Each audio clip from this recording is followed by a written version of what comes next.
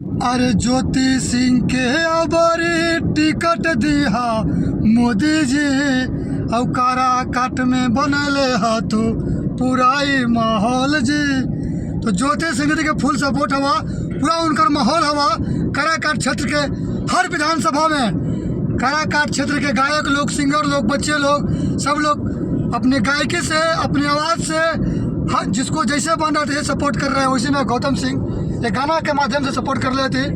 हम चाहे ये गाना पब्लिक को सुनावा। देखो बहुत ही प्यारा गाना है पीएस म्यूजिक भोजपुरी से। कैसे कस के बोला कैसे कैसे अरे कि सब लोग मिल के विचार करिया भाई।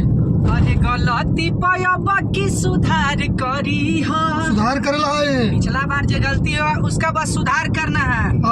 अरे कि सब लोग मिल के विचार करिहा, गलती पायब की सुधार करिहा। अरे कि काराकाट में जवन लहर बहल उहलावे के बा। आगे कैसे कैसे अरे कि अपना महलिया में से निकलाए हमार चाची आइल बाड़ी ज्योति सिंह दुआरे रामा। अरे मंगली आशीष सिर झुकाइए रामा। तो ज्योति सिंह दीदी के सपोर्ट करेला है, उनके साथ कदम से कदम मिला के चलेला है। और काराकाट की धरती हमेशा से महिलाओं की इज्जत किया है, मान रखले है। और ज्योति सिंह दीदी के भी मान रखेला है। उनका खोया हुआ सम्मान वापस दिलावेला है जी। समझ गए हूँ, माता को उसका खोया सम्मान दिलाने आए हम बनके वासी, नगर जगाने आए।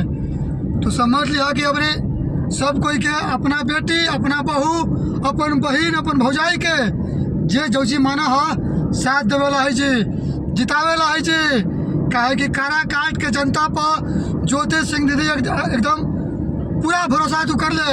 काराकाट के जनता लगी तन मन धन से ज्योति सिंह खड़ा रहता तो हमनिनों के फर्ज बनी था कि हमनिनों उनका जो रे खड़ा रही कदम मिला, चाहे सामने कोई रहे फर्क ना पड़ेगा। अब की बार ज्योति सरकार फिक्स हुआ काराकाट में। काजी कमेंट करके अपन राय बताइए। तब तक के लिए प्रणाम।